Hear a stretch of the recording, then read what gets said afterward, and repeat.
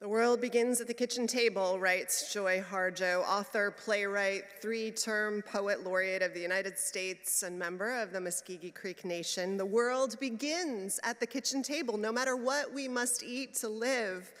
The gifts of the earth are brought and prepared, set on the kitchen table. So it has been since creation and will go on. We chase the chickens or dogs away from it. Babies teethe at the corners. They scrape their knees under it. It's here we are given instructions on what it means to be human. We make men, we make women, we make people at this table. So many layers are put down at the kitchen table, as Harjo rightly names, like the additional layers that were put down this week in so many places and in so many homes, like the ones Dennis added this week, both at a table of friends, years flashed forward in time, and the larger table of human beings gathered at the sunrise ritual gathering. You could say that life is a line, that it's linear, but anyone who knows life knows that it is never a straight line. Or you could say life is a circle because there is so much weaving back to the same places and people, just like you did this week, just like we all do.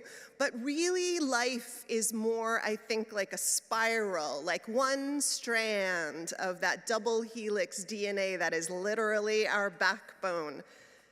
Life is always coming back to itself. It's true, to the same people often or the same places, but always at a different moment in space and in time, right?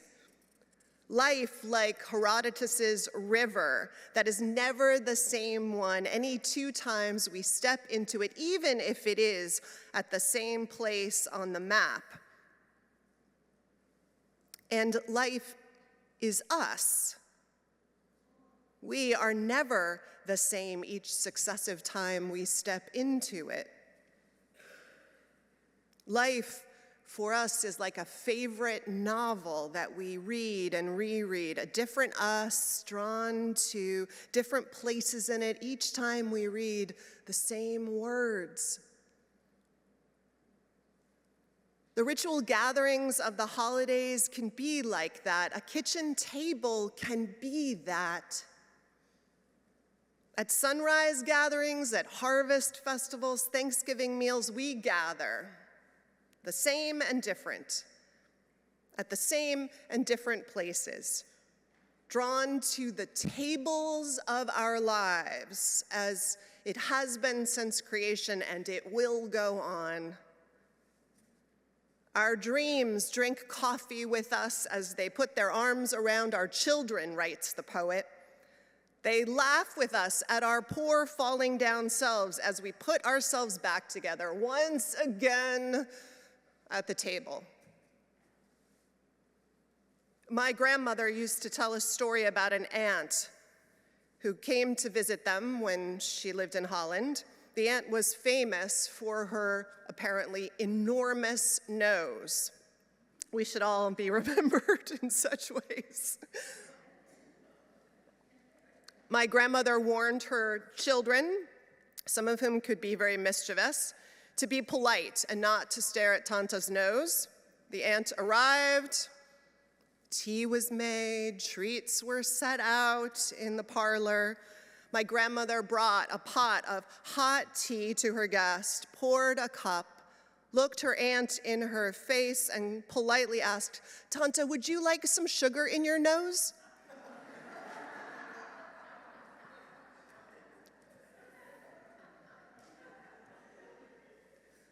Our falling down selves, taking our place at the table. As much as anywhere else, we show up. They go with us, don't we? Though we'd like to shake them sometimes.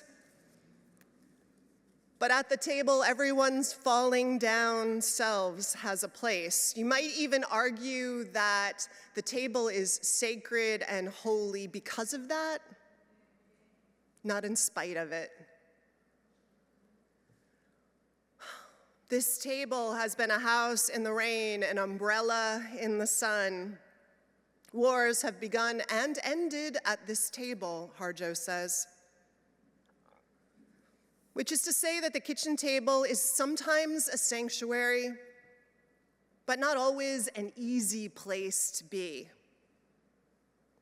Wars over politics get started at this table. The battles fought over who is loved and why or why not. All the real and imagined hurts, old and new, that show up, don't they, laid at the same tables, right next to our water glass, every year, every gathering. Many of us choose not to sit at the same tables we were raised at. Some wars are too hard to watch, and some battlefields are too devastating to revisit willingly. It's a place to hide in the shadow of terror, Harjo writes, a place to celebrate the terrible victory. A friend told me once of being invited home by a college friend to the friend's family's Thanksgiving. At some point in the meal, one of the other young adults at the table blurted out a family secret he'd been keeping for a decade. In a non sequitur of a nuclear bomb, he spilled some incredibly painful family hurt. The table went silent. It was an act of aggression and a demand for healing all at once. All at the kitchen table. Wars begun and ended there. A place of terrible victories. We have given birth on this table, Harjo says, and we have prepared our parents for burial here. This year at my family's table, everyone was asked, and not by me, to name a person they were especially grateful for this year. And the names spilled out. A roommate at college who makes life joyful and anchors us. The doctor we rely on to keep us healthy and who we know cares for us. Old friends and a particular colleague who reinforces the best in us. Soon enough, though, the sharing was layered with the names and the presence of those we missed, those we were grateful for, whose absence we felt in that moment of gratitude.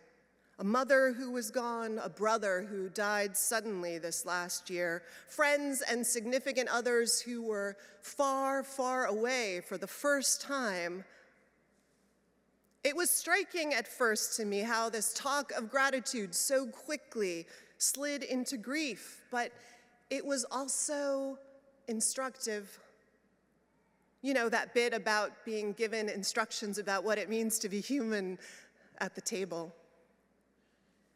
It was instructive as a reminder that in this world of impermanence, cherishing something, anything enough to be grateful for it is both a gift and instantly also a vulnerability. Love is grief's advance party, as Forrest Church used to say. At this table, we sing with joy, with sorrow, Harjo writes. We pray of suffering and remorse. We give thanks. We give thanks for this pea-green house, or whatever our own abode looks like, as poet Anne Sexton wrote in Welcome Morning, for all that prepares the table for us and sets it for us, for the ritual baking of bread and the cooking of food, whoever does it for us, the gift of our gatherings, wherever and whenever they happen, and the surprise of who and what we will meet at them, including who and what we will meet in ourselves each time we cycle back to them in the great spiral of our lives for meeting our falling down selves. Welcome.